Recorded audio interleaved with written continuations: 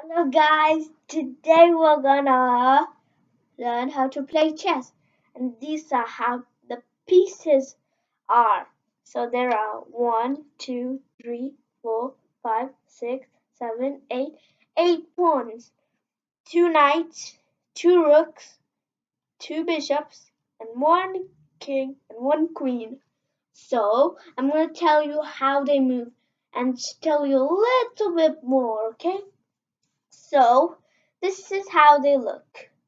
At the back, there are the other pieces, and at the front, there are all the pawns.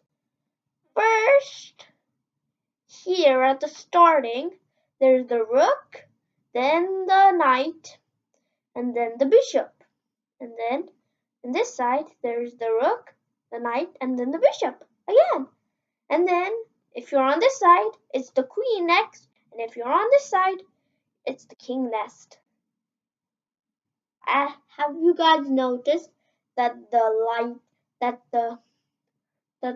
white team queen is on the light square and the black teams is on the dark square? Yeah, kind of cool. Now, first piece we're gonna learn about is this. It's called the rook. Kind of looks like a castle, but it's called the rook. You see it? You see it has a flat. It's flat. That means you can hold it like this. Oh, it falls. Never mind. So this rook can go up, down, left, and right, and it basically captures a piece and pretend if I put this enemy pawn over here, and the rook is over here. Basically, the rook slides in, lands on top of the pawn, and takes it off the board. Pretty simple. So, and that's how it captures. So, and if it goes, okay, now the next piece is called the bishop. The bishop is always next to the queen and the king. One bishop is next to the queen and the king. And there are 2 kinds of bishop, a dark square bishop and a light square bishop. First, let's start with the dark square bishop. So, if this dark square bishop was over here, and the dark square, and the bishops can only go diagonally, like this, like a times a multiplication sign, like this, like this, like this, like this. It makes a multiplication sign. It's even an X. So if it was here, it could go diagonal, and it can only go like 13 squares, like that. It can go, if it goes like that, it can only go 13 squares. I hope you're not afraid of that number. And it basically captures it like the rook. If this was over here, and this pawn moved, one square, then the bishop could easily capture it. One funny thing though, if this pawn was on a light square, the bishop could never capture. If you went there, there, it could never capture it. But if there was a light square bishop, it could capture it. And now, the next piece is the queen.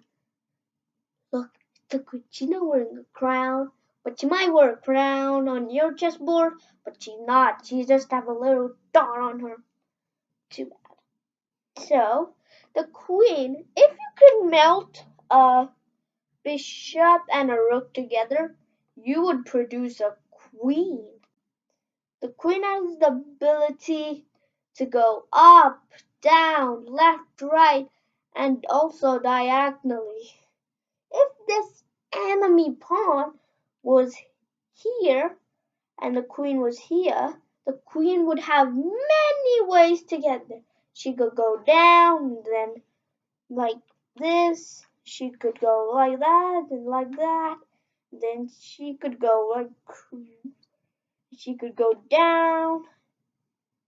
She could go down, then across. She could even go crazy and go diagonal the other way and then go straight. So there are lots of ways the queen can capture. And she basically runs into lots of pieces run into things, don't they?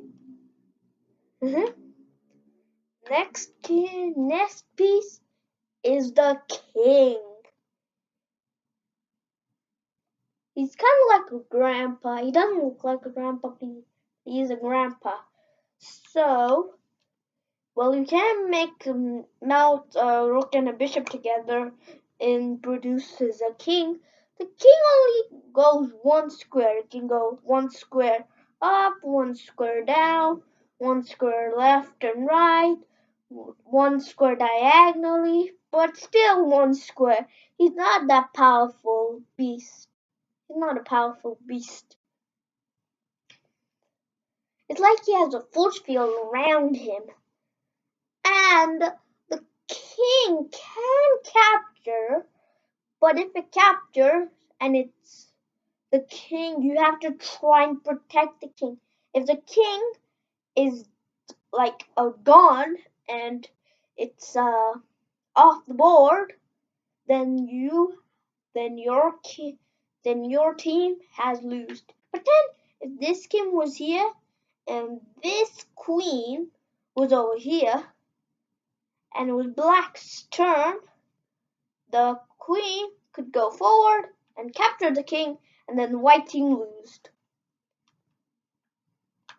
Next piece. We got two more pieces left. We've already explained him. He's the pawn right here. And pawns can only go forward. If a pawn is on home base, it could go one square or two square. But if it's off home base, it'll have to go one square for the rest of the game. And if it goes two square and it's black's turn, and black goes two squares, and they're up against each other. Look, here and here. And if they're like that, they're basically stuck. The white pawn's now stuck, so it'll have to move the other pawn. It's not your fault that it got stuck. Pawns get stuck all the time. And if you want it unstuck, you have to wait for another piece diagonally your way. Now the white pawn can't do that because they're both blank and pieces and pawns don't go to blank squares. So how can pawn win? If the pawn chose to move this square one square, and then black team thought of moving this two square, then officially white could capture it and take it off the board. And now the white pawn isn't stuck. If black is having such a bad day and moves this pawn one square, this one can capture it. So pawns have a pretty mega rule here. Now the next piece is the knight. I know it looks like a horse, but it's called the knight. For some reason, I don't know. It's called knight. Right here, see, it looks like a horse, but it's also called the knight. So the knight goes like this: 1, 2, then stop, then go 1 square over here. So most people say it goes in an L shape. It can't just go in an L shape. It could go 1, 2, and stop, and then it could go 1, 2, and then stop, or it could go 1, 2, and stop, or it could go 1, 2, and stop, or it could go 1, 2, and then stop. And then the last move is you could go 1, 2, and then stop. You could go 1, 2, and then stop. Pretty simple, right? And it captures the same way as the rook. Lots of people. So and also one trick about the knight, it can jump over things. So if I had this pawn over here and the knight was over here, the knight could go 1, 2, and then stop and just jump over the pawn like it's not even there, and can jump over things: pawns, enemy pawns, kings, knights, rooks, and even other knights and stuff like that. And if black moved this way, he couldn't capture it. So if he was here, the knight could capture it. Look, it goes 1, 2, and then turn and captured it. So take it off the board. And those were all the pieces we learned. One funny thing. Now, we're not done yet so far. We're gonna learn something called castling. Have you heard castling before? Probably not. So castling is something when there are 3 pawns and there are center squares. And the center squares are, let me just turn this around a little bit because I want to be white team for some reason, but I want to be white team. So if white team moved these 2, let's just avoid black team getting turned. So if you got these 2 pawns in the center squares, that would be great. After you put the 2 pawns in the center, you take out the knights. You go 1, 2, and then turn, and then you took out the bishops, and go like this. And then officially you could go like that. And I know rooks don't jump over things, but when you're castling, you can do this trick like that. And pretty simple, right? Let's put all the pieces back where they were.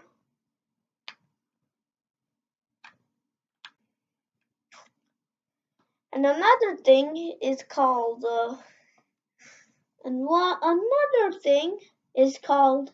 now let's learn a little bit of pawn moves.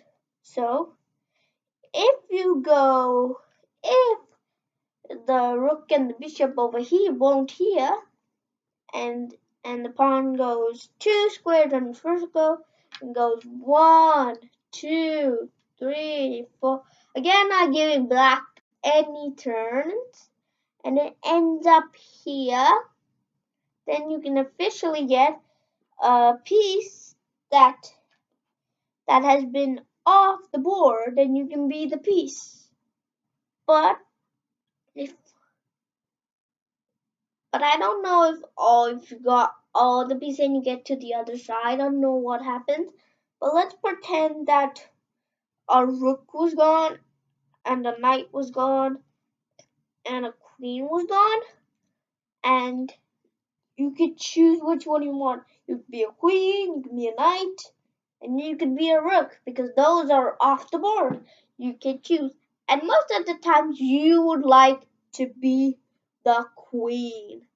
And if you're and you take the and when you get there, you're actually exchanging for you're giving like a trade. Like the queen stays there, and the rook and the pawn goes off the board. And now you're over here. If an enemy pawn attacks you, and it's your go, you could go woo back here where you are. And let's put all the pieces back.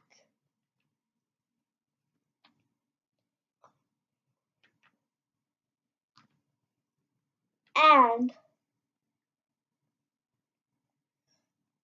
what was the last rule? And that's all the rules in chess. Guess what? Once ago, in 4,000,000 years ago, I don't know if you were around that long. I'm guessing not. Pawns used to only go one square even on their first go, but now with new rules, they can go 2 squares. I don't know why they just did that and just 1 square, but now they're 2 squares. 2, yay! Well, that's a good thing. Yes. Ooh.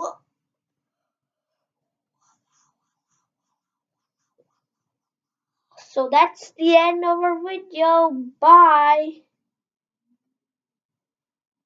Oh, I forgot these 2 black pieces. Put them back. Put them back. Bye, guys. Before I go, make sure to subscribe, like the channel, and make sure to hit the bell bell item. Bye. And I'm gonna play with chess with my dad now if he has time. I hope he has time, but he's doing his work, so I don't think so. Anyways, bye. See you in the next one. See you in the next one. Bye. I hope you like playing chess because I taught you, so you should know how to play chess now. Right? Bye.